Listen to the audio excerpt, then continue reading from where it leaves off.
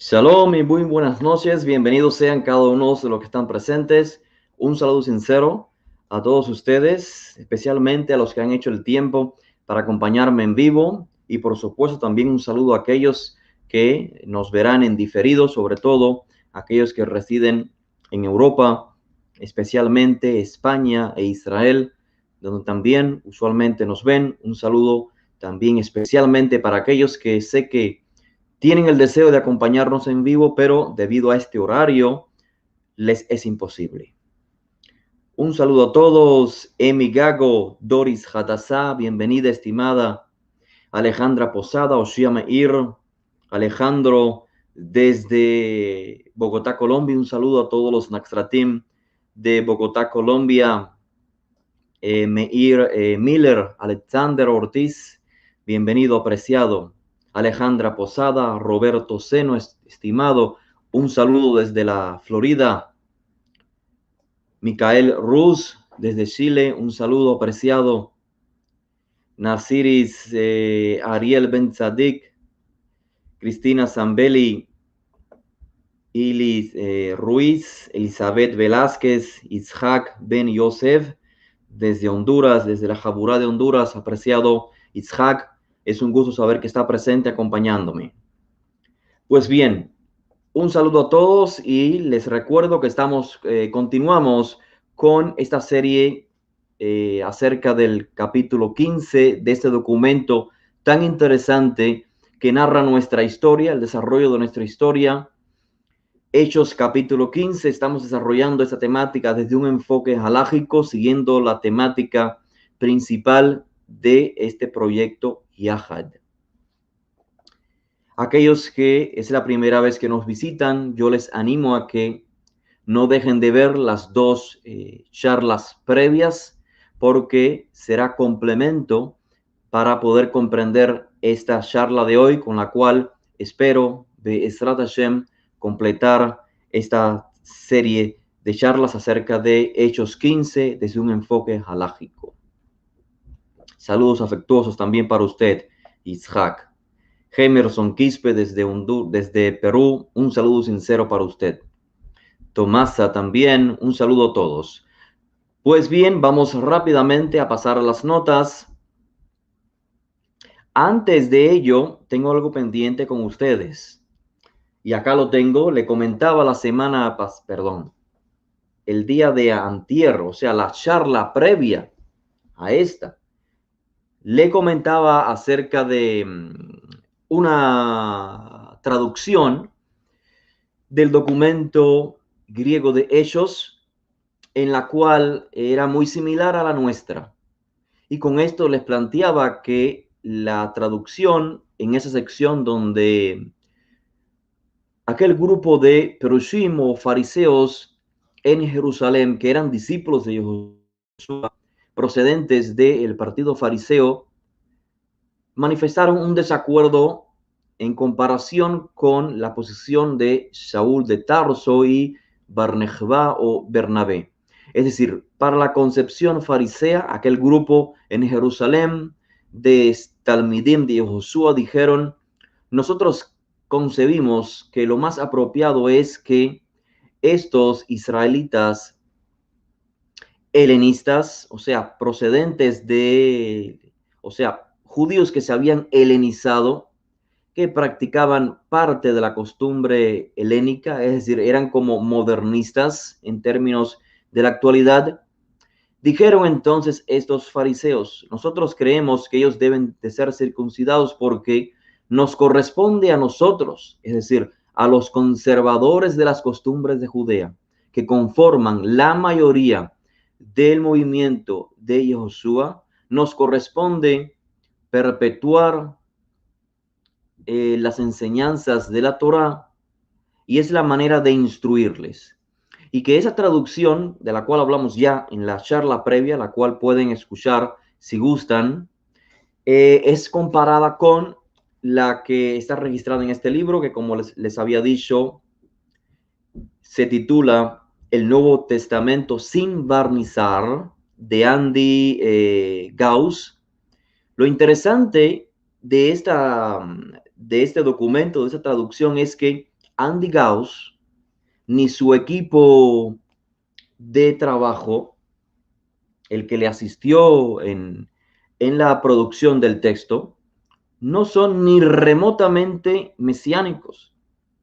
Es decir, simplemente su autor, Andy Gauss, lo que quiso es transmitir al inglés, es una obra en inglés, transmitir al inglés lo que él cree, lo que él concibe que gente del primer siglo comprendería al leer el texto, pero sin barnizar, es decir, sin implicar todo lo que la religión cristiana posteriormente eh, agregó a estos documentos. Y cuando digo agregar, no me refiero a citas o a glosas, es decir, no me refiero a textos que fueron agregados al documento en griego, sino que me refiero a ideas, a conceptos que fueron agregados, porque una vez que la persona estudia, por ejemplo, desde el punto de vista teológico cristiano, lo que llaman Nuevo Testamento, y luego la persona desea estudiar los textos por sí mismo, le es muy difícil comprender el texto y obviar a la vez lo que ha aprendido. Es decir, ya está adoctrinado. Entonces, este autor, Andy Gauss, en su obra Nuevo Testamento sin barnizar, lo que trata es de expresar el texto de una manera simple, como él concibe que se hubiese comprendido por cualquier lector en el primer siglo. Y repito, no pasa por su mente la mínima concepción mesiánica, ni nazarena, ni mucho menos. Pero sin embargo, nosotros estamos de acuerdo con él en ciertas secciones. Y esto, por supuesto, valida nuestra manera de interpretar los textos y de traducirlos, porque venimos de corrientes diferentes o de perspectivas diferentes, de proyecciones diferentes, y llegamos a conclusiones similares. Otro texto del cual les he hablado en ocasiones anteriores es este, que analiza el libro de Hechos desde un punto de vista científico. Es decir, su autor es, bueno, acá tienen los dos nombres, Bruce Malina y John Pilch. Es interesante porque ellos analizan el texto de Hechos y en realidad de todo lo que se llama Nuevo Testamento, lo analizan desde un punto de vista científico. Es decir, analizan el texto basado en lo que el mundo mediterráneo solía pensar de la vida. ¿Cuál era la cosmovisión mediterránea de la realidad, de la vida del ser humano? Pues basado en esas concepciones, ellos hacen un comentario, no una traducción en este caso, sino un comentario sobre el texto de Hechos. Y llegan a conclusiones muy similares a las que presentamos nosotros en la obra Hechos de los Emisarios. El enfoque de ellos es uno y muy simple de transmitir en pocas palabras. El mundo mediterráneo es egocentrista. Así pues, para su concepción de estos dos autores, no tendría cabida en la mente, por ejemplo, de Saúl, de Silas, de Bernabé y de todos aquellos que viajaron durante aquellos tiempos, en el primer siglo, viajaron a las comunidades diaspóricas. Para ellos no era razonable compartir el mensaje israelita, mesianista o judío con personas que no fuesen no solamente judías étnicamente hablando, sino que inclusive si hubiese algún gentil o algún prosélito, o sea, que este no fuese parte ya de una comunidad judía, porque es lo que he dicho en más de una ocasión. En el primer siglo es imposible percibir al gentil de ese entonces comparándolo con el gentil del presente. O sea, usted sale a la calle hoy y usted dice, usted conoce acerca de Cristo, del Mesías, de Jesús, y la gente puede tener una opinión un poco menos o más acertada en comparación con la historia, pero ya tienen una idea creada, porque el cristianismo, una religión proselitista, se las creó en su mente. Pero en el primer siglo, hablar de Mesías, inclusive en términos griegos, Christos, no tendría sentido para ellos. ¿Qué significa ser ungido o untado en el primer siglo con aceite? No significa nada para el 99% de los no israelitas. Por lo tanto, considerando toda esta evidencia que estos autores de estos textos ya mencionados nos revelan, podemos adentrarnos a los textos de una manera quizás más realista, menos, digamos, religiosa o superficial o emotiva, porque cuando hablamos de estos temas, seguramente que más de uno que practica el cristianismo puede molestarse, yo lo entiendo, por supuesto, pero acá no estamos hablando desde un punto de vista emocional ni religioso, sino que estamos basándonos en los textos en su contexto histórico. Así que, sin más que compartirles, pasamos entonces ya directamente a las notas. Espero hoy poder terminar esta serie de charlas. Y partimos entonces Hechos 15. Permítanme un segundo. Hechos 15 del verso 13 en adelante. Y dice así: cuando terminaron de hablar, Jacob tomó la palabra y dijo. No sabemos efectivamente quién es este Jacob, porque el autor no expone más identidad sobre él. La mayoría de los comentaristas suponen que se trata de Jacob ben Yosef, el hermano de Josué. Yo propondría, aunque sin una evidencia con peso, ¿no? Propondría a Jacob ben Jalfai, llamado también Jacobo, el hijo de Alfeo. Pero bueno, no tiene sentido hoy tratar sobre esa temática. Proseguimos. Y dijo así: miembros de la comunidad de Yehoshua, escúchenme. Simón Kefa ha relatado cómo al principio el Todopoderoso tuvo a bien tomar para sí un grupo de personas de entre los afuereños. Y explicamos ya en la charla anterior, para aquellos que no estuvieron, consideren escuchar el audio, el vídeo de la charla previa, la mención del principio y de los aforeños que al principio escucharon el mensaje y se identificaron con Dios Josué. La referencia es a aquel momento en el capítulo 2 del libro de Hechos, donde se narra la visita de los israelitas diaspóricos a Jerusalén. Popularmente llamado el evento de Pentecostés, esto es la fiesta de Shavuot.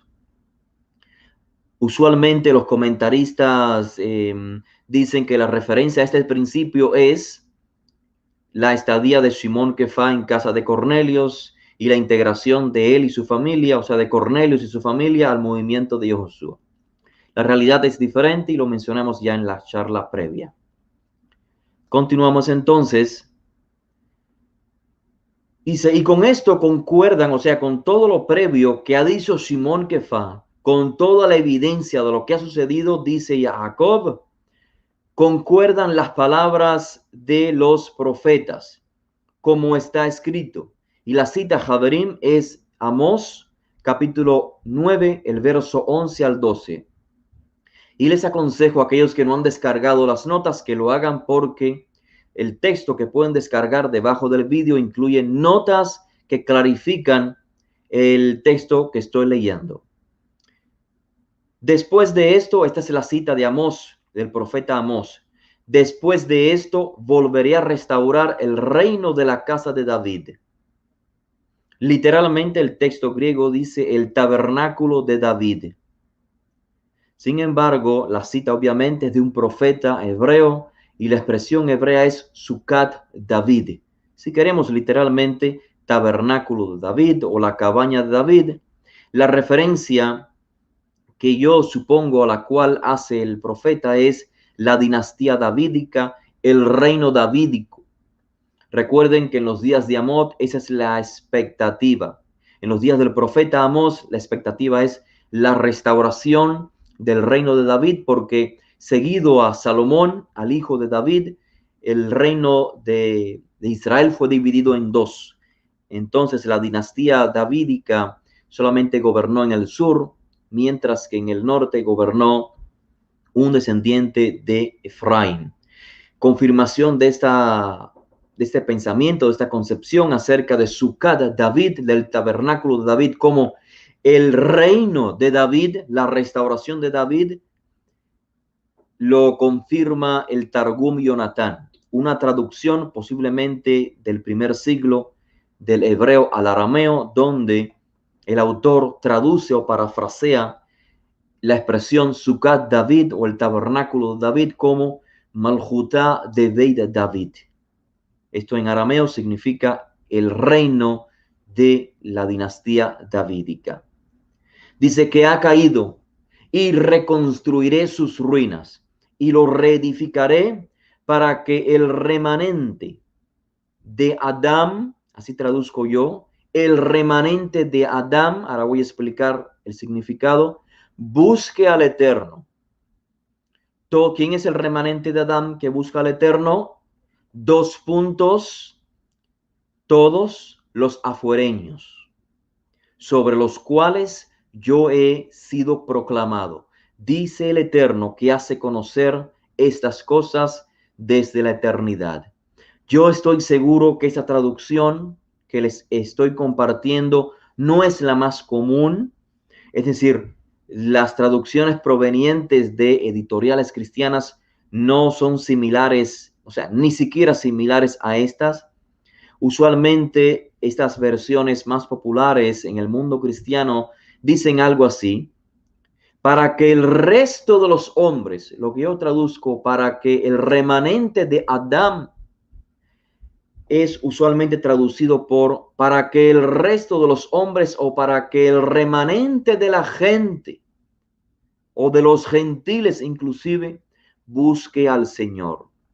Estimados Javerim, como les decía, ustedes pueden apreciar o podrán apreciar más adelante, después, con más calma, las notas que les he compartido que justifican nuestra traducción, mostrando que no se trata de una manipulación, sino de una muy probable y justificada traducción en coherencia con el texto y su contexto. Estimados Javerim, el texto sigue diciendo, como ya había dicho, la referencia es, o sea, el remanente de Adán que busca al Eterno son todos los afuereños sobre los cuales ha sido o he sido proclamado. He sido proclamado, fíjense que no es en tiempo futuro. El remanente de Adán no es en los cuales seré proclamado en el futuro, sino he sido proclamado. Las traducciones provenientes del mundo cristiano dicen, y todos los gentiles sobre los cuales he sido, todos los gentiles sobre los cuales es invocado mi nombre. ¿Qué podemos deducir entonces de este texto? Vayamos al comentario y le podemos leer todos juntos. Lo que yo traduzco como el remanente de Adán está justificado porque en el propio texto hebreo, según la Septuaginta, la definición es antropos. Antropos es nada más y nada menos que la transliteración de Adán, hombre, ser humano. La versión dice el remanente del ser humano, el remanente de Adán. Resulta que en la profecía del Tanaj, la profecía hebrea, Adán, el término Adán, que significa ser humano, o sea, Adán no simplemente hace referencia a la humanidad o al personaje en el Bereshit, sino que también puede ser referencia a la humanidad. Pero acá en la literatura profética, Adán cada vez que es empleado es para hacer referencia a Israel. Acá tengo algunas citas del profeta Ezequiel. Capítulo 34, verso 31, Ezequiel 37, 36, verso 10. ¿Por qué razón?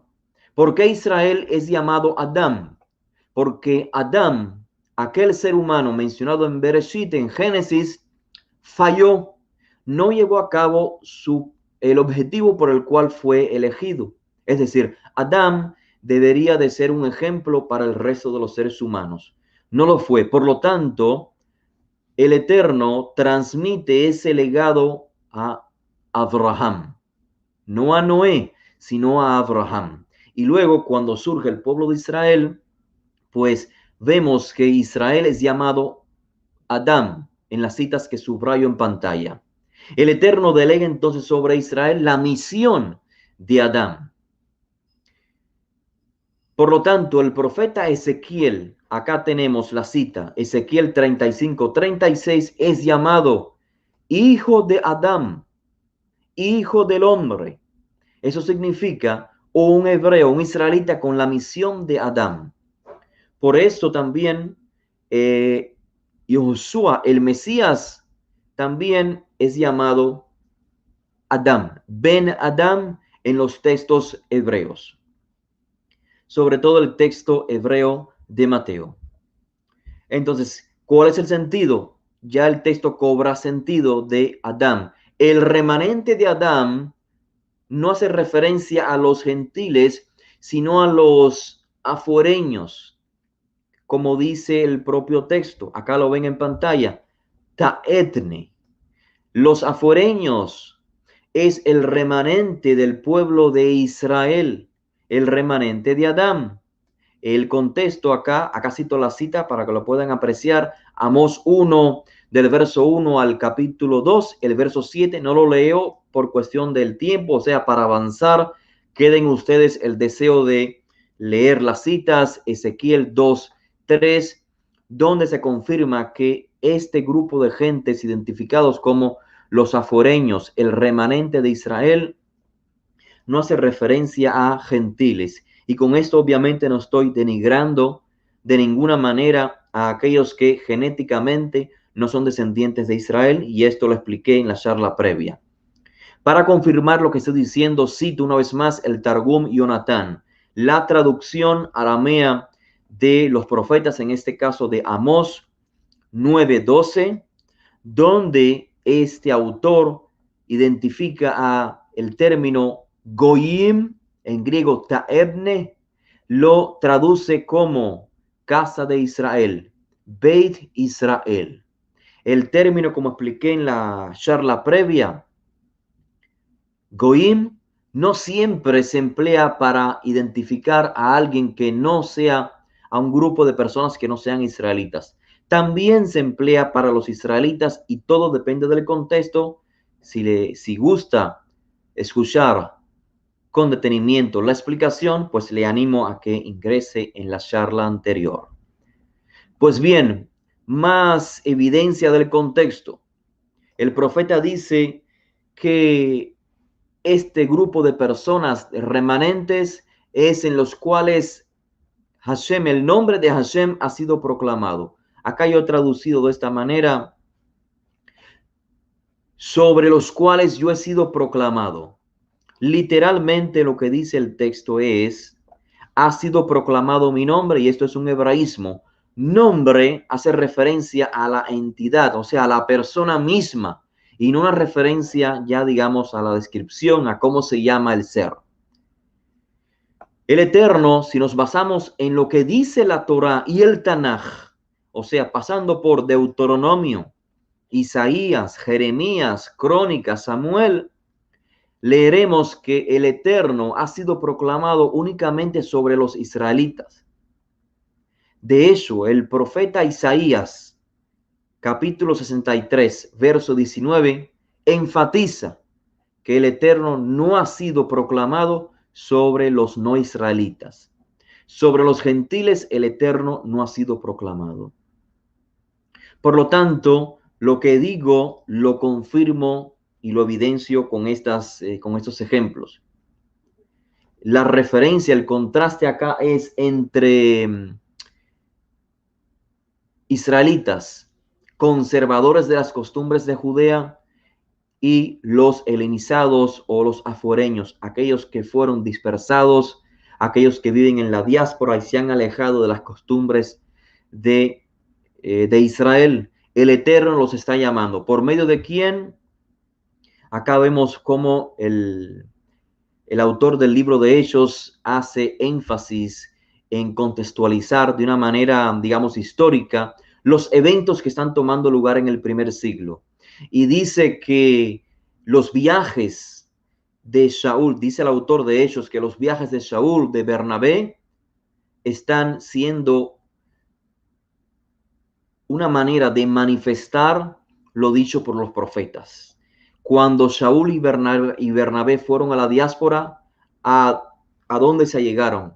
¿A qué centros comunitarios se allegaron?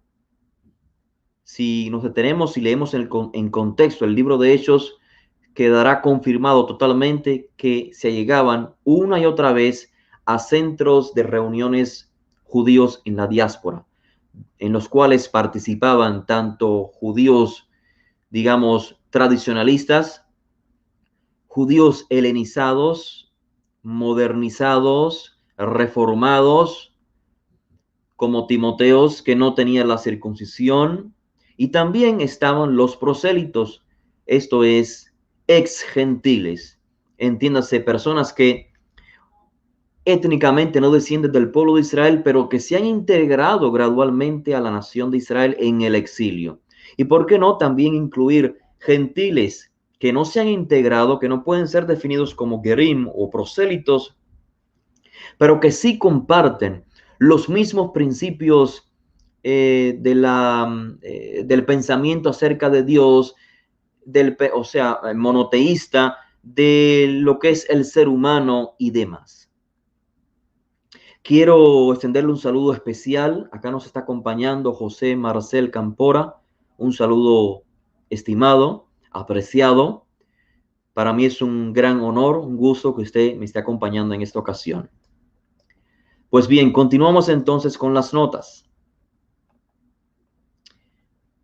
Hechos 15, a partir del verso 19 al 21.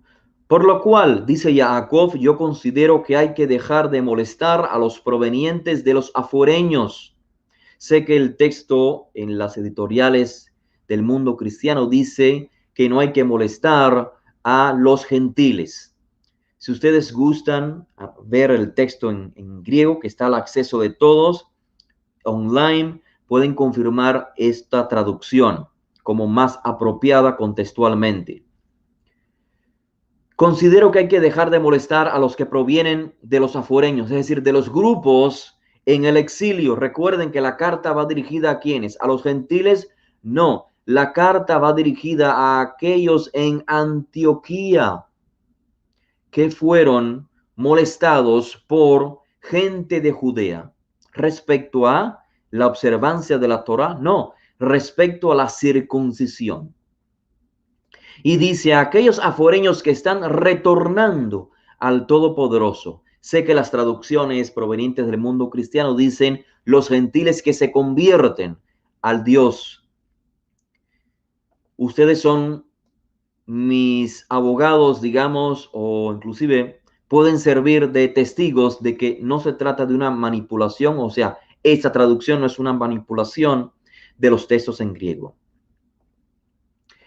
Pero debemos escribirles, o sea, él manifiesta que en efecto no se les debe molestar, porque son afuereños, son gente del exterior, son gente que no vive como los judíos tradicionalistas, pero a la vez tienen que acatar ciertos dictámenes para convivir en una comunidad judía observante, aunque sea en el exilio. Recuerden que la comunidad de Antioquía estaba formada no solamente por aforeños, esto es judíos helenistas, sino también por judíos, digamos, conservadores de las costumbres de Judea. Debemos escribirles que se abstengan de lo que ha sido contaminado por los ídolos, de uniones ilícitas, es decir, contraer matrimonio ilícito. Claro, el contexto es ilícito, ¿basado en qué? En la Torá. De lo que ha sido estrangulado y de la sangre. Pues Moshe tiene en cada ciudad desde épocas antiguas quienes lo enseñan. ¿Por qué? Porque Moisés es leído, dice, en los centros de estudios o los centros comunitarios, esto es sinagoga en griego, cada Shabbat. Comentario. Lo que se les prohíbe participar a los aforeños, a los judíos diaspóricos, helenistas, y yo incluiría en el presente también a gentiles, se les prohíbe para participar de la comunidad mesianista lo contaminado por los ídolos. En el primer siglo estaríamos hablando de sacrificado por los ídolos, otra expresión que se registra en Hechos 15, 29. Esto es sacrificios del carne, obviamente, que fueron realizados ante una deidad. Esto era, pues, obviamente, en el presente no toma lugar este principio, pero en la antigüedad sí tomaba lugar. Las carnicerías en el mundo pagano practicaban esto. Los sacrificios eran ante ídolos. Otra exigencia es uniones ilícitas. Esta exigencia se encuentra en la Torá, en Levíticos 18, 6 al 18. En la Septuaginta se emplea el término porneia, el mismo que aparece acá en el libro de Hechos, en el texto griego. La referencia al texto hebreo es senud, y senud no solamente hace referencia a prostitución únicamente, sino a cualquier forma ilegítima de matrimonio o incluye también inmoralidad sexual. Lo otro que se le prohíbe es estrangulado y también ingerir lo que tenga sangre. Acá tienen las citas de la Torá, de donde se desprende este principio. Y como pueden ver, ya desde la primera prohibición, comer lo que fue presentado a los ídolos, se encuentra en Levítico 17. Acá, uniones ilícitas, Levítico 18. Estrangulado y de sangre, también está en Levítico 17. Así que es muy probable que el contexto ha sido derivado de Levítico, del libro de Levítico, o sea, de la Torá. Y curiosamente, en estas secciones se habla de lo que deben practicar los gerim, o sea, lo que deben practicar aquellos que viven dentro de las comunidades israelitas y deben respetar los principios israelitas. Ahora, como anoto, lo pueden ver en pantalla, las 4 prohibiciones, acá están: lo contaminado por los ídolos, uniones ilícitas, estrangulado y de sangre, se pueden encontrar, ya dije, en Levítico 17, 18, y el común denominador es la convivencia comunitaria, como mencionaba en la charla previa, la comida fraternal y el matrimonio. Hay que limitar estas secciones. Recuerden, el contexto es la comunidad y de ello se desprenden entonces estas 4 exigencias. Ahora, el texto sigue diciendo algo interesante. Moisés ha enseñado, porque es leído en las sinagogas cada Shabbat. Esta conclusión de Jacob, la razón de ella es porque estas prohibiciones no deben ser limitadas, digamos, en un sentido literal, o sea, que simplemente uniones ilícitas no se practiquen, que no se coma sangre, estrangulados o una carne que fue ofrecida a un ídolo. No. Dice, lo que implica Jacob en su dictamen es que cada Shabbat, cuando la Torá es leída en las sinagogas, se supone que esos israelitas helénicos formarán parte del culto del día de Shabbat, escucharán, o sea, implicando que estos miembros, nuevos miembros del movimiento, dejarán gradualmente de ser helenistas, se incorporarán a la comunidad Torá observante, santificarán el día de Shabbat e irán a la sinagoga para poder escuchar la Torá. Eso está implícito en el texto. Y esto confirma, como pueden ver en las notas, una vez más, que el tema a tratar no es la observancia de la Torá en sentido general, sin una sola mitzvah. La circuncisión en adultos. ¿Existe una mitzvah para la circuncisión en adultos? Sí, existe en la Torah una mitzvah, un mandamiento divino, y este solamente debe ser aplicado cuando se ingiere el cordero de Pesaj. Acá el contexto es los aforeños, los que viven en la diáspora, los que viven fuera de Judea. O sea, por implicación, usualmente no celebran Pesaj, por lo tanto no se les obliga la circuncisión. Continuamos entonces con el texto para el día de hoy. Nos hemos quedado, permíteme un momento, nos hemos quedado en Hechos 15, el verso 22. Entonces pareció bien a los emisarios y los dirigentes de la comunidad. Fíjense quiénes son los que están decretando la halajá. No olvidemos que estamos compartiendo la interpretación de Hechos 15 en un contexto. El contexto es halájico. Son los emisarios, aquellos que vivieron, compartieron con Yehoshua de Nazaret el mayor tiempo de su vida, y los dirigentes comunitarios, estos son los ancianos, las autoridades máximas. Les pareció a ellos enviar a Antioquía. Fíjense, no les pareció bien enviar al mundo entero a pregonar que los gentiles que acepten a Yehoshua como el Mesías, cosa que obviamente el gentil no sabría qué significa Mesías, no están enviando a misioneros por todo el mundo, sino Antioquía.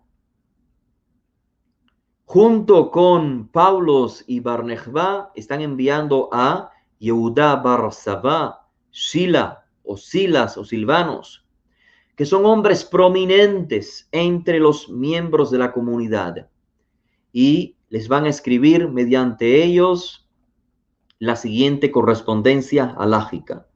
De los emisarios y dirigentes de la comunidad, es decir, de los representantes de Yehoshua y de los ancianos, a los seguidores de Yehoshua que provienen ¿de dónde? ¿Del mundo entero? No, hay un contexto. Hay un contexto que no se puede pasar por alto.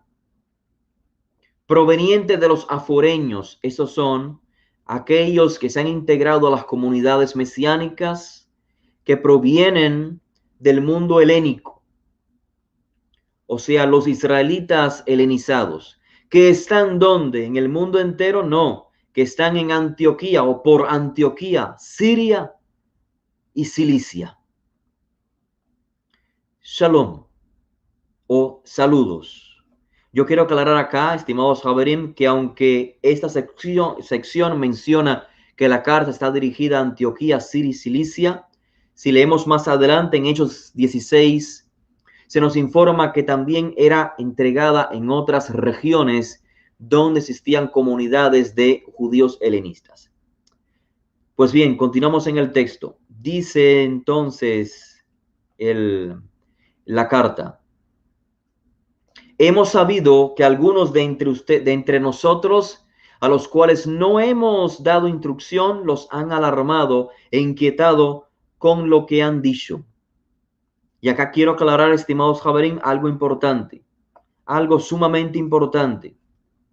Existen manuscritos tardíos que registran acá en Hechos 15, 24, una pequeña oración que dice: les han mandado a circuncidarlos y a guardar la ley. Esta oración no figura en los manuscritos más antiguos. Esta oración claramente es una, no sé si llamarlo glosa. Yo creo que es algo más que una glosa. Se trata de una manipulación. El autor de esta oración quiso sugerirle al lector, quiso manipular la mente del lector, transmitiéndole una idea errada de lo que está sucediendo acá. Como si los líderes de Jerusalén se oponían a dos puntos diferentes: a la circuncisión en sentido general, o sea, la circuncisión queda abrogada para adultos y para niños, y en segundo lugar, que la observancia de la ley de la Torá queda abrogada. Nadie tiene por qué observar la ley. Sin embargo, el único tema a tratar, como ya hemos mencionado en la clase previa y en esta ocasión, el único tema a tratar es la circuncisión en adultos, no en los niños. En adultos, no en sentido general, no en el mundo gentil adulto, sino en adultos que están retornando a las raíces de sus padres. Judíos helenistas que están retornando. No se les exige la circuncisión. Ahora sigue diciendo el texto. Voy a compartir las notas una vez más. Vamos a ver. Por lo tanto, estoy buscando acá la cita. Por tal motivo, hemos resuelto por unanimidad escoger algunos hombres para enviarlos a ustedes con nuestros queridos Barnabá, Paulos, los cuales han arriesgado su vida en honor a Adonenu y Josué, es decir, el ungido, el rey de Israel, Josué. Ese es el significado del término Adón, o Señor, en este contexto judío. Por lo tanto, hemos enviado a Yehudá, a Shila, quienes también les informarán las mismas cosas verbalmente. A la luz, aquí viene una sección que quizás les cueste trabajo comprender, porque la traducción que exponemos es un tanto diferente a la usual. A la luz de las Escrituras y nuestra comprensión, nos ha parecido bien no imponerles más carga que estas cosas necesarias.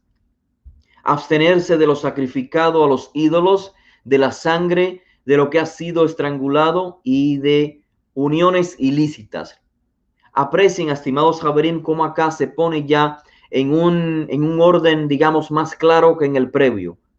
Estas prohibiciones.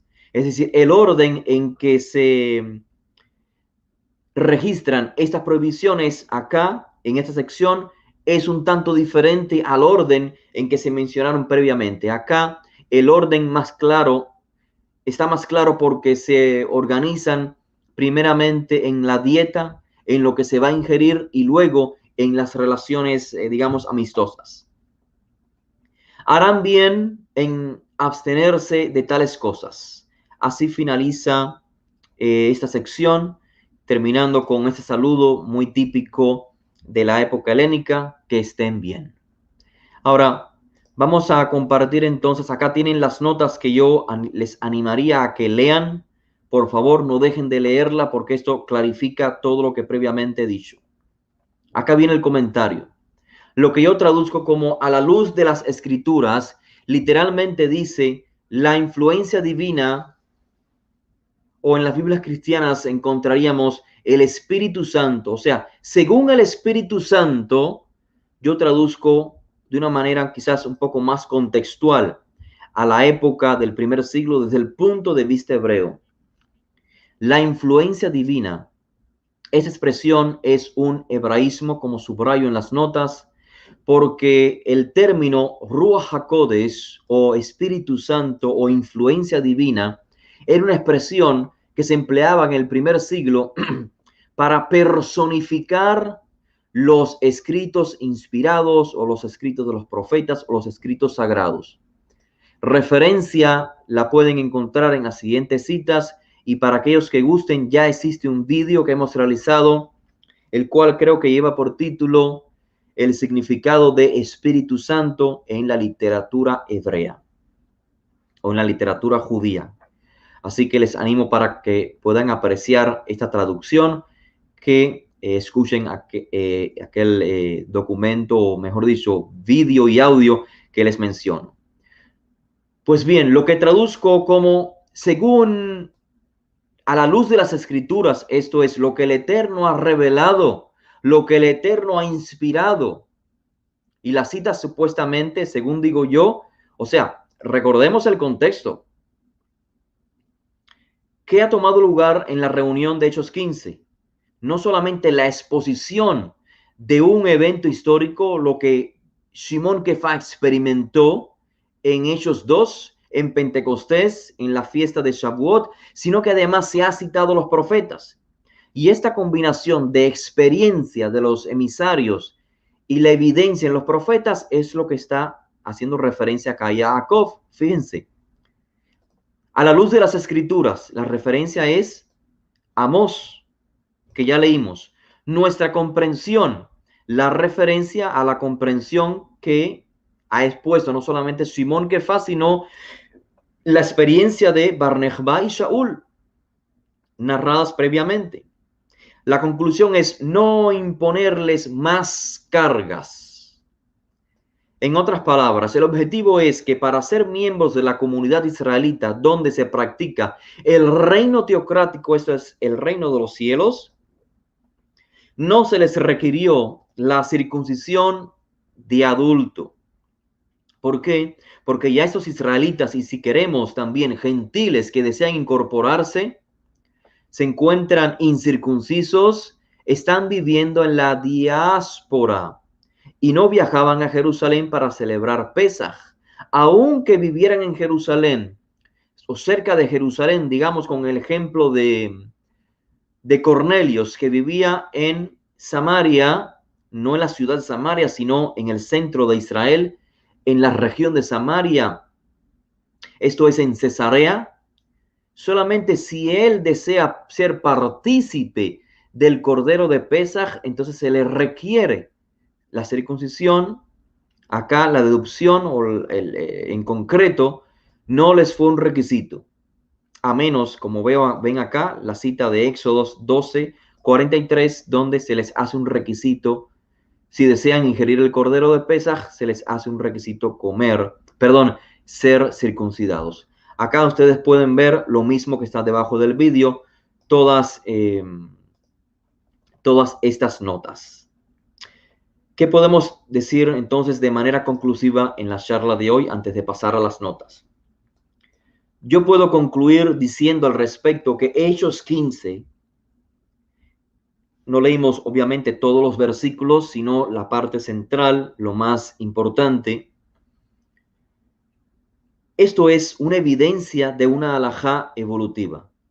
Si la halajá acá en Hechos 15 hubiese seguido el camino que llevaba la halajá previa, simplemente se hubiese llegado a la deducción que llegaron aquellos que fueron de Judea a Antioquía y dijeron, esta es una comunidad judía y aquí hay gente incircuncisa, sea gentil, sea israelita o judío helenista, o sea, gente que se adapta a la modernidad de aquel momento, a la vida greco-romana, en la cual no se practica la circuncisión, y esto no implica la adoración de ídolos, sino que, como vimos, entre paréntesis, una de las exigencias, una de las prohibiciones, de estas 4 prohibiciones, fue no ingerir la carne que fue sacrificada delante de un templo pagano. ¿Por qué? Porque los judíos helenistas habían perdido esa repugnancia de pasar frente a un templo pagano donde se sacrifica una carne y poder adquirir esa carne sin problema alguno. Pero esto era totalmente repugnante para un judío tradicionalista. Por lo tanto, tomando en cuenta este conflicto entre tradicionalistas y, digamos, modernistas o helénicos, se trata de crear, ¿cómo puedo decir en términos actuales? Sí, se toma en cuenta, o sea, es una halajá evolutiva, se toma en cuenta el sentir, la realidad del judío helénico, pero fíjense que la balanza sobrepesa para los judíos conservadores. En otras palabras, se le dice al judío helenista, no puedes ingerir más esa carne. No puedes contraer matrimonio que no sea lícito según la Torá. No puedes ingerir carne de animal que no fue sacrificado según la Torá. Así que la balanza, como dije, hacia dónde gira o hacia dónde pesa, hacia la observancia de la Torah. Así como les decía, mi conclusión es la siguiente. Si estamos en Hechos 15 ante una halajá evolutiva, pero que, aunque sí se adapta a las situaciones actuales de los israelitas diaspóricos, no cancela la circuncisión, sino que dice, ok, está bien, aquellos que provienen de un mundo helénico son tantos que no se les puede exigir la circuncisión, porque ellos provienen de un mundo helénico considerándoseles a ellos como pecadores, es decir, no estaban actuando de acuerdo a la Torá.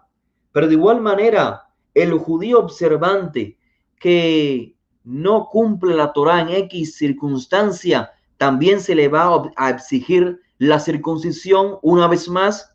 Como dije en la charla previa, en el primer siglo, la circuncisión del primer siglo, que simplemente era un pequeño corte del prepucio, permitía una segunda circuncisión. Así que Shimon Kefá, Jacob confirma luego que hay que tomar en cuenta, o sea, hay que ponerse en el lugar de los israelitas helenizados. Sería algo, un proceso muy sufrido hacerlos pasar por una segunda, por una circuncisión, porque los propios observantes no estarían dispuestos a pasar por una segunda circuncisión. ¿Se requiere la circuncisión para los israelitas? Sí, pero hay que tomar en cuenta el contexto. ¿Cuándo? ¿Dónde residen? Están en la diáspora, no participan del templo. Y hoy es mucho más obvio que no existe el templo. Por lo tanto, según nuestra concepción de la realidad, nuestra halajá no exige la circuncisión, tampoco la prohíbe. Hoy no existe el templo, por lo tanto, hoy no se sacrifica un cordero en Pesaj para poder exigir la circuncisión. Algo más, para aquel que piense que esto es una idea propia mía, o para aquel que piense que los Naxtratim, inclusive en el primer siglo, eran totalmente liberalistas o libertinos, no. Existe evidencia en el propio Talmud por rabinos que vivieron antes de la destrucción del templo, o sea, antes del 70, pero que desarrollaron su vida rabínica posterior a la destrucción del templo. Tenemos el caso de Rabbi Eliezer ben Hyrcanus y su contrincante Rabbi Yehoshua ben Hananiah. Está registrado en el tratado talmúdico de Babilonia, Yevamot, que mientras Eliezer decía, la persona que desea integrarse a Israel necesita la circuncisión, ¿sí? El corte ritual. Yoshua ben Hanania dijo, no es necesaria la circuncisión, basta con una inmersión, con un rito de inmersión en las aguas. La conclusión a la que llegaron los Jajamim del Talmud fue ambas. Es necesaria la circuncisión y también la tevilá, la inmersión en aguas. Pero esto evidencia que aún posterior a la destrucción del templo existían ambas opiniones. Y esto está claramente evidenciado en Hechos. Tenemos a fariseos que dicen es necesario circuncidar. Y tenemos a Saúl de Tarso, otro fariseo, y Bernejbá, que es observante de las costumbres de Judea, que dice no es necesario circuncidarlos. Cobra entonces sentido histórico estas opiniones.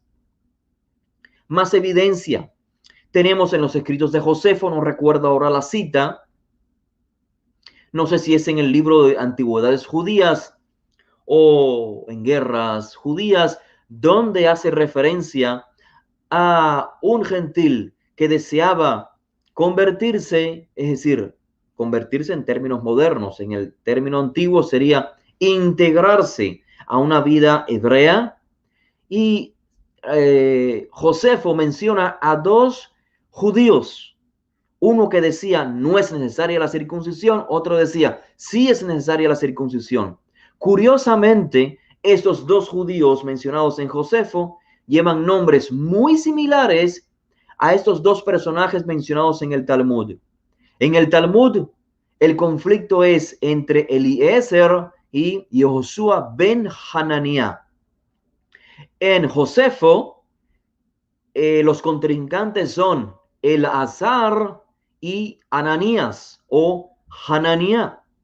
Seguramente esto apunta a un evento, a un evento histórico, a personajes verídicos, pero que a la hora de ser puesto por escrito todos estos eventos históricos, pues sus nombres varían un poco. Entonces, les decía, se dictamina no la cancelación de la circuncisión en sentido general, o sea, nuestros padres no, nuestros padres, dice Simón Kefa, nuestros padres, ni nosotros podemos llevar esto que le estamos exigiendo a estas personas asimiladas, es decir, la circuncisión. ¿Por qué? Porque nosotros ya fuimos circuncidados al 8º día y seguramente no estamos dispuestos a una segunda circuncisión. Así que se dictamina no obligar la circuncisión, pero tampoco se le prohíbe, y es por esto que tras el capítulo 15 de Hechos, Timoteo es circuncidado por decisión de Paulos. La respuesta del por qué se encuentra en la charla previa. Si alguien quiere la respuesta, pues puede posteriormente escuchar el vídeo. Así que la circuncisión obviamente no en el primer siglo dentro de la comunidad de Josué no tiene el sentido de ser necesaria para agradar a la voluntad divina, sino como opcional. Es algo muy particular.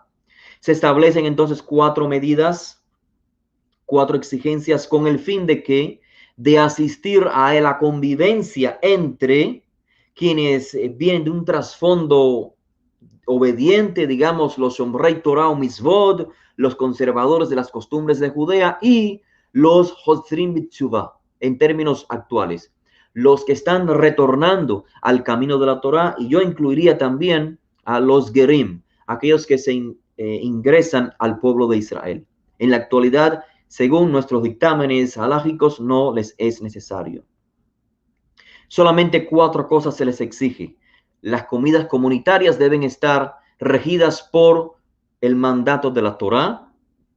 La manera de sacrificar al animal para poder ingerir su carne debe ser según la Torá. Y la interacción comunitaria también debe ser según lo dictamina la Torá. Es decir, no pueden haber uniones ilícitas, no puede haber casamiento entre, digamos, hermanos, entre seres cercanos, ni casamientos mixtos entre israelitas y no israelitas.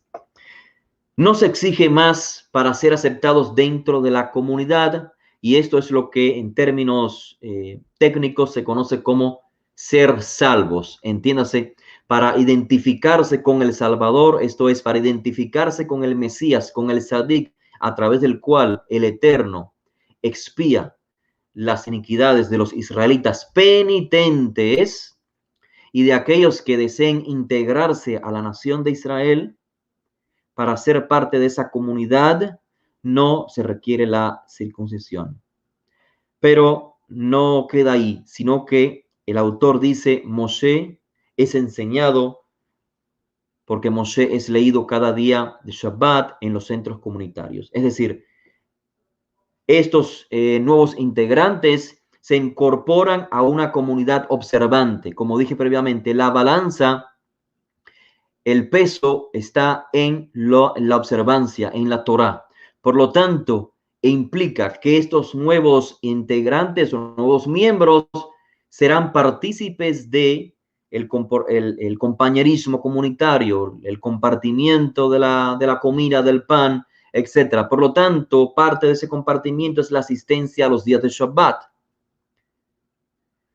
Y entonces esto implica que deben continuar aprendiendo. ¿Qué es lo que continuarán aprendiendo? Pues claro, que cuando tengan un hijo al 8º día de nacer, ese niño ha de ser circuncidado porque es la manera en que el Eterno decretó que se le instruya al niño para que aun cuando fuere viejo o mayor, no se aparte de él. Ese signo en el cuerpo, esa señal que apunta, que le indica el camino ético, moral que debe llevar, basado en la Torá. Con estas palabras culmino mi exposición y quiero retirar sin antes escuchar alguna pregunta que exista por parte de ustedes. Estoy leyendo entonces el chat para tomar en cuenta las preguntas que estén relacionadas a esta exposición.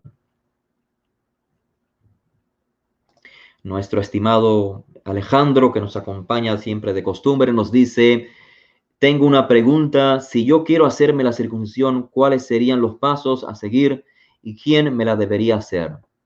Muy interesante su pregunta. Y esta pregunta es de igual manera de contexto alágico, es decir, la respuesta no es un sí o un no, no es tan simple como pudiéramos decir, y yo no acostumbro a vertir opiniones personales acá a una persona que me lo transmita, digamos, acá como en chat, pero sí puedo vertir una opinión más o menos general. La circuncisión, la persona que no está circuncidada y desea circuncidarse, debe tener en cuenta que la circuncisión en sí misma, es decir, el corte en sí mismo, no completa la exigencia de la Torá. Es decir, la exigencia de la Torá es un corte que apunte a una alianza. La alianza entonces es la obediencia al Todopoderoso, el compromiso de esta persona a vivir por los estándares exigidos por la Torá. Componer, obviamente, una familia, una comunidad según la exigencia de la Torá. Si la persona lo quiere hacer, hay que tomar en cuenta entonces dónde se encuentra. ¿Por qué? Porque lo más apropiado, claro, es que un mujer lo haga. ¿Qué es un mujer? Un mujer es una persona judía capacitada para hacer esta operación y en la realización de la operación tendrá presente el objetivo de esta operación, que es incluir a esta persona dentro de la alianza con el Todopoderoso. Por eso es que la circuncisión incluye bendiciones, es decir, es un rito. La circuncisión dentro del contexto judío es un rito. Ahora, ¿qué pasa? Muchas veces dentro de la cercanía de la persona que desea realizar la circuncisión, no existe un mujer que puede hacer quedarse incircunciso. Ya dije previamente, no es una necesidad estar circuncidado para pertenecer a la comunidad de Josué, del Mesías, como un miembro de Israel. Entonces tiene la opción de acudir a un cirujano, a una persona que le practique la circuncisión como una cirugía. Y queda entonces de parte de él, de la persona que desea hacer la circuncisión, comprender que se trata de algo más que simplemente un corte. O sea, el ideal es el mohel, no existe el mohel, entonces puede hacerlo con un doctor, con un especialista en el área. Esa es mi respuesta breve, sencilla, y creo que trato de cubrir la mayoría de las posibilidades. Gracias por su pregunta. Muy bien, ¿qué otra pregunta tenemos acá? Un saludo, estimado Troches. Hace tiempo no le miraba a través de estas redes sociales. Un saludo y un gusto tenerle presente. Bienvenidos, el Bet Midrash Bene Israel desde Venezuela. Cristina Sausa nos hace una pregunta y esta es: entonces, estos aforeños ya habían sido circuncidados y por cubrir las apariencias requerían volver a experimentar una segunda circuncisión, y para evitar mayor traumatismo se les abrogó. No, estimada Cristina, no es lo que quise decir, y si así se comprendió, pues disculpa. Lo que estoy diciendo es que esos aforeños se les está exigiendo la circuncisión porque no están circuncidados. Por lo tanto, los tradicionalistas de Judea exigen que miembros de la comunidad del Mesías tengan la circuncisión, o sea, sean conservadores como ellos, que puedan practicar el ceremonial de Pesaj. Recuerden, estamos con el templo reconstruido, estamos hablando del año 40, 50, en Hechos 15. Está el templo en pie, no se ha destruido el templo, por lo tanto, la próxima Pesaj hay que sacrificar un cordero de Pesaj e ingerirlo. Quien no lo haga es considerado como una persona helenizada. alejada de las costumbres de Judea. Y fíjense, estimada Cristina Sousa, Hechos 15 evidencia que el movimiento de Josué es totalmente tradicionalista, es halágicamente tradicionalista, es un movimiento judío observante. Si fuera liberalista, pues ¿por qué ocuparse de quién esté circuncidado o no? ¿Por qué traer un caso a Jerusalén de un grupo de judíos que quieren vivir en una comunidad y no están circuncidados? O sea, todo el sentido de Hechos 15 apunta a un movimiento judío observante en el primer siglo, que está tratando de implementar una halajá evolutiva, es decir, está tratando de tomar en cuenta las realidades de todos los judíos que están ingresando a este movimiento y no se encierran en su mundo o en, como decimos en la modernidad, en sus cuatro paredes y dice yo, o sea, Jacob, Shimon Kefa, los 12 Shiluchim, los Sekenim, los ancianos dicen nosotros estamos circuncidados, Shaul de Tarso circuncidado, Bar-Nechva circuncidado, todos los que nos quieran seguir. Y Josué fue circuncidado el 8º día. ¿Ustedes nos quieren seguir a nosotros? No, no pueden, a menos que estén circuncidados. O sea, comprendamos la magnitud de lo que implica esta reunión en Hechos 15. Está implicando que se está tomando en cuenta, o sea, que observantes de la Torá están tomando en cuenta las realidades de judíos que viven otra realidad diferente a la que ellos están viviendo en Judea. Entonces, respondiendo a su pregunta de manera conclusiva, no se les exige una segunda circuncisión, sino su primera circuncisión. Espero haberme dado a entender.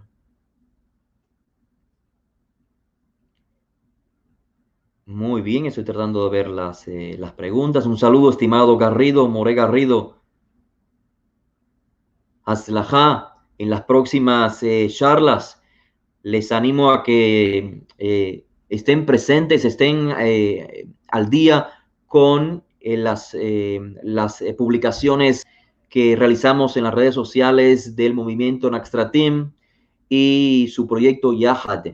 Tenemos a varios maestros representantes del movimiento, como lo es Immanuel Ben Efraim, Immanuel Salinas, el maestro Yosef Garrido, que en los próximos días van a estar compartiendo virtualmente varias clases. Así que les animo a que sean parte, por ejemplo, de Facebook en el Naxtratim oficial. Síganos y así pueden estar pendientes de las clases, no solamente exposiciones personales, sino también las de otros estimados maestros. Gracias, estimado Jonathan Peñalosa, por sus buenos deseos. Saludos, Armando. Emerson Quispe nos hace una excelente pregunta. Excelente pregunta, la esperaba. Sobre las 4 exigencias, entonces, ¿no se puede tomar esto para enseñar sobre las 7 leyes noágidas, como otros movimientos los enseñan? No, exactamente no, porque de hecho, si comparamos estas 4 exigencias con lo que realmente necesitaría una persona para ser identificada como una persona ética y moral de cualquier nación, obviamente faltarían muchas más exigencias. Así que, de ninguna manera, estas 4 exigencias en Hechos 15 son un similar, o sea, ni siquiera se les parece a ese concepto de las 7 leyes noágidas. Tema para otra ocasión, pero sí es bueno que quede claro. Las 4 exigencias de Hechos 15 no tienen que ver, nada tienen que ver con las 7 leyes noágidas. Y es por ello que faltaría incluir, por ejemplo, no asesinarás, ¿cierto? Bueno, establecer cortes de justicia y un sinnúmero de exigencias que son necesarias para que un pueblo, ni siquiera un pueblo, o sea, para que una comunidad gentil pueda vivir ética y moralmente a los ojos del Creador, se necesitan más que estas 4 exigencias. Por lo tanto, esto nos confirma las conclusiones previas. Son 4 exigencias que deben ser implementadas para helenistas dentro de una comunidad observante. Por esto dije, estas 4 exigencias, si leemos de dónde se desprenden, es Levíticos 17 y 18. Estas 4 exigencias también eran exigidas en estas secciones de Levítico para los Gerim, es decir, para gente no israelita que vivía dentro del parámetro geográfico israelita. Tenían que respetar estas 4 exigencias. Así que es muy probable que la deducción de Jacob tras el discurso de Simón Kefa es tomar como medida aplicable lo mismo que se les exigía, o sea, el mínimo que se les exigía a los Gerim para poder habitar dentro de la tierra de Israel en Levítico 17 y 18, podemos aplicarlo para los helenizados, para que puedan vivir o coexistir o compartir dentro de una comunidad judía en el exilio. Muy interesante. Gracias por su pregunta. Eineder, un saludo sincero, ya le extrañaba. Nos dice Eineder, muchas gracias, estimado Abdiel, muy comprensible lo expuesto y muy entendible para el contexto del primer siglo. Ahora, en pleno siglo XX, ¿cuál sería la halajá en este tiempo moderno? Bueno, la halajá, creo que ya lo expliqué un poco. Básicamente, en términos claros, acá lo que se estaba tratando era la circuncisión. Ya dije, la circuncisión no es necesaria en un adulto. Y repito, la misma deducción que sacaba Shaul, aun cuando el templo estaba en pie, deducción halágica de Shaul para los que vivían en la diáspora. O sea, los que no eran partícipe de una vida judía en Judea. Fue llamado a alguien circuncidado, no lo disimule. O sea, siga practicando su observancia. Fue llamado a alguien incircunciso, no lo disimule. Es decir, no se circuncide. No se le requiere a un adulto la circuncisión. La Torá no se lo requiere.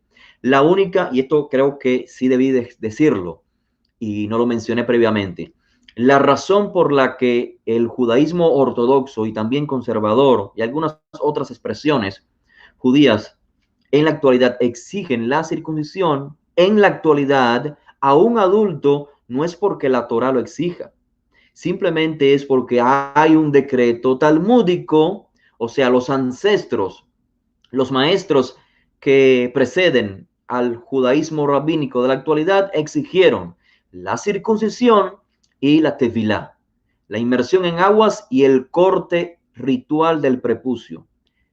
Esas son las únicas bases por las que el judaísmo en la actualidad conservador, ortodoxo, exige la circuncisión, no porque la Torá lo exija.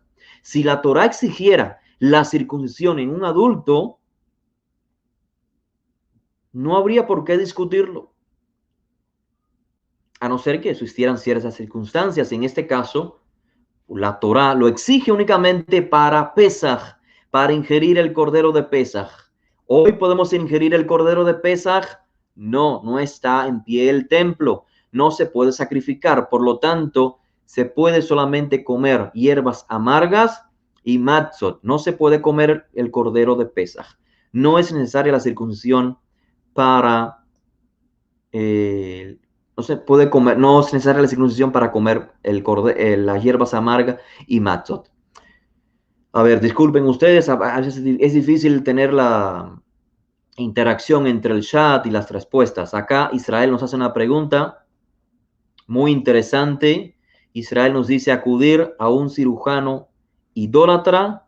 Mire, es otra pregunta muy interesante y por eso dije previamente que mis respuestas no son un sí o un no, son respuestas halágicas, pero que están en dependencia de un contexto, en dependencia de un contexto. En la actualidad, ¿qué es un idólatra? ¿Qué es un idólatra? Desde el punto de vista judío observante, inclusive rabínico, existe una discrepancia, inclusive si un cristiano es idólatra, sí o no. Es decir, por el hecho de una persona pensar que Jesús es una expresión de Dios, o sea, el cristiano no piensa que Jesús y Dios es lo mismo, o no todos los cristianos, pero hay cristianos que piensan simplemente que Jesús es como una manifestación de Dios, pero no que Jesús es Dios. Por lo tanto, ahí acudiríamos ya al pensar de la persona. ¿Qué es lo que la persona considera como idolatría? Y por supuesto, si una persona dice, fulano de tal, el cirujano es idólatra, si me preguntas a mi estimado Israel, pues yo no aconsejaría que una persona fuese a atenderse con un cirujano para realizar una cirugía como esta. Pero, como repito, son circunstancias muy particulares que no pueden ser respondidas acá así de manera virtual sin tomar en cuenta la profundidad y la seriedad que requiere. Muy bien, se han desatado muchas preguntas. Vamos a ver, yo sinceramente no puedo contestarlas todas. Vamos a ver las más importantes o las más que tienen relación con esta exposición.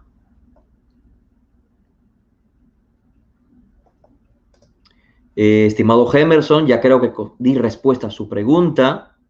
Hoy no comemos el cordero de Pesaj, por lo tanto la circuncisión no es necesaria para una persona incircuncisa, que obviamente para ser partícipe de la cena de Pesaj, la persona tiene que haber ya tomado conciencia de su identidad hebrea, israelita, y debe estar viviendo de acuerdo a ella. De lo contrario, no tendría sentido ninguno celebrar Pesaj. Pesaj no es una fiesta comunitaria, o sea, para cualquier tipo de personas. Pesaj es una ordenanza para los hijos de Israel. Tenemos cordero o no tenemos el cordero, está el templo o no está el templo. Pesaj es una celebración para los hijos de Israel. No tiene sentido alguno invitar a una persona que estaría fuera de contexto.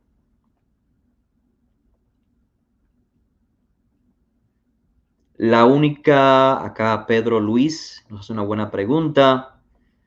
Bueno, yo voy a tratar de no compartir sus nombres porque he recibido algunas quejas, estimado Jabrim, de algunos que hacen sus preguntas en el chat y luego me han escrito diciendo, por favor, no comparta mi nombre. Así que de ahora en adelante, para no tener problema con ninguno, yo no voy a mencionar sus nombres, simplemente voy a decir la pregunta. ¿Está bien? Espero también esté esto bien con ustedes. Una pregunta es, ¿no puedo observar las fiestas hebreas si no estoy circuncidado? No, estimado. Eh, la única exigencia de circuncisión era la celebración de Pesaj. En la actualidad, el cordero de Pesaj no se puede comer. Por lo tanto, la circuncisión no es necesaria para ingerir el cordero de Pesaj. Ahora, cuando yo digo la circuncisión no es necesaria, no estoy diciendo que cualquier persona puede participar de las convocaciones. No, hay un contexto en lo que estoy diciendo. El contexto es israelitas, judíos. Las celebraciones fueron decretadas para los israelitas. Alguien que quiera participar de esa convocación y no es israelita, no es lo más apropiado. Así que espero haya quedado muy claro. Saludos, estimado Roberto Seno.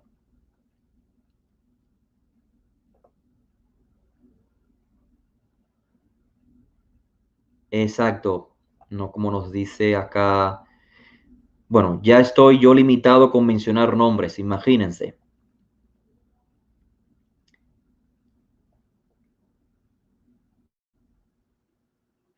Una muy buena pregunta es, parto de la enseñanza primero, parto de la enseñanza primero debe tener circuncidado el corazón, es decir, aplicar la acción de acuerdo a Rabbeinu Yoshua. Entonces, la circuncisión física no tendría efecto sin antes de lo primero.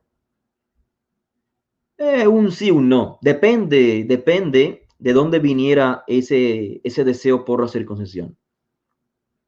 Todo depende. O sea, para mí es tan válido como una persona que se identifique con Israel y desee realizar la circuncisión, aunque él, como decimos en la actualidad, interiormente no está circuncidado, para mí es válida su circuncisión. O sea, el acto tiene implicaciones, tanto así como para aquel que posteriormente, o sea, él ya se integra conscientemente al mundo hebreo y entonces desea practicar la circuncisión, ambas yo las veo de manera correcta. Gracias por sus buenos deseos, Alejandro. Gracias. Bien, creo que he respondido todas las preguntas que tienen relación con esta exposición y hemos avanzado también bastante en el tiempo. Voy a finalizar con una pregunta más y recuerden, ya no menciono más nombres para evitar circunstancias penosas.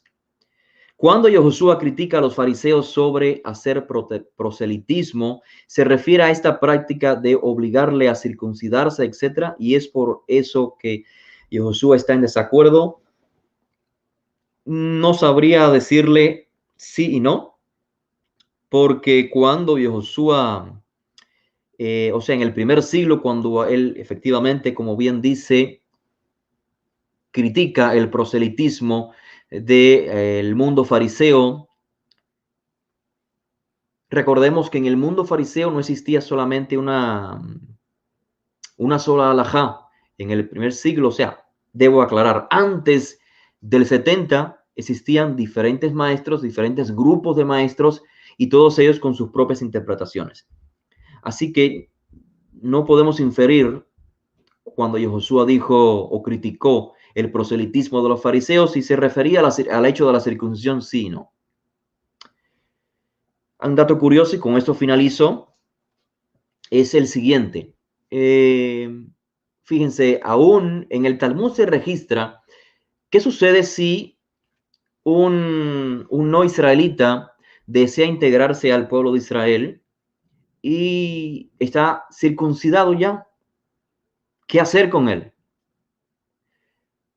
El Talmud registra, y creo yo de una manera anacrónica, registra los dichos de la casa de Hillel, o sea, la escuela de Hillel y la escuela de Shammai. Y dice que Hillel decía, no es necesaria la circuncisión, o sea, ya la tiene. ¿Qué más necesita? Ya fue circuncidado. Sin embargo, Bet Shammai, el otro pensamiento conservador, decía, es necesario extraer al menos este ritual en el cual se le extrae sangre del prepucio. Entonces vemos esta diferencia de halajá, aún antes del primer siglo. Con esto, ¿qué les quiero decir?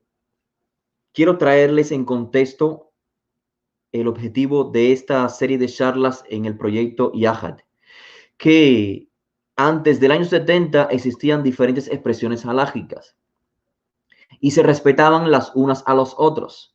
Solamente posterior al año 70 se trató de unificar, no es la palabra correcta, no se trató de unificar, se trató de que una sola halajá imperara sobre todas las demás. Y esto lo comenzó a hacer Gamliel. No me refiero al Gamliel mencionado en Hechos, al maestro de Pablo, sino me refiero a su nieto. Y esto fue penoso, y ya de esto hemos hablado en otras ocasiones, porque esto limitó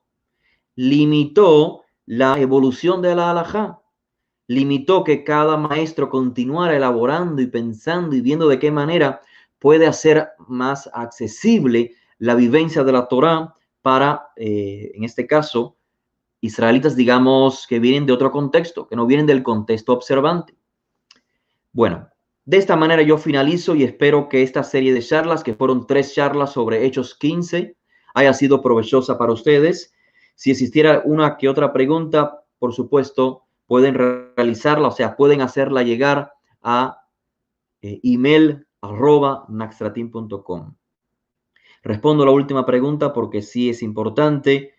como nos lo ha aclarado ya Cristina Sousa en Nether, respecto a la cita de nombres, a ocultar el nombre. Yo sé, estimados Javerim, y yo también estoy de acuerdo con ustedes. O sea, si ya la persona vierte una pregunta en el chat, obviamente está colocando su nombre en el chat. Por lo tanto, debe suponer que su nombre será pronunciado o será conocido. Así que lo hago para que la persona no se sienta cohibida de realizar sus preguntas. Yo los entiendo a ustedes, pero comprendan entonces que a partir de ahora no mencionaré más nombres a la hora de hacer preguntas para evitar malos entendidos. Reciban de mí un fuerte abrazo a la distancia a cada uno de ustedes, un saludo sincero a las Javerot que nos acompañan, a los Javerim, un fuerte abrazo para ustedes. Continuamos en contacto, estén pendientes de las próximas charlas.